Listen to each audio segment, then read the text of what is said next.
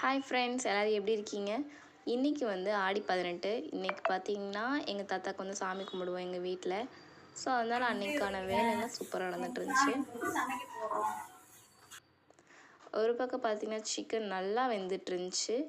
இன்னொரு பக்கம் பார்த்திங்கன்னா மட்டன் குழம்பு சூப்பராக ரெடி ஆகிட்டு இருந்துச்சு. எல்லாருக்குமே நான்வெஜ் சமைக்கவே சாப்பிட்ணுன்னு ஆசையாக இருந்துச்சு.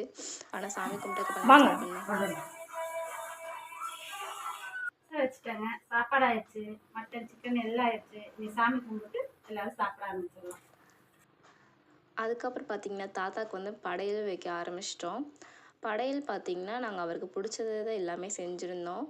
அவர் வந்து எல்லாமே அவருக்கு பிடிச்சது மட்டும்தான் செஞ்சோம் படையலில். அப்புறம் வந்து எல்லாருமே சாமியும் கும்பிட்டாங்க. இந்த மாதிரி படையல் வச்சிட்ருக்கும்போது காகத்துக்கும் மேலே சாப்பாடு வைக்கணுமா. காகம் வந்து சாப்பிட்டா எங்கள் தாத்தாவே சாப்பிட்ட மாதிரி. ஸோ அந்த மாதிரி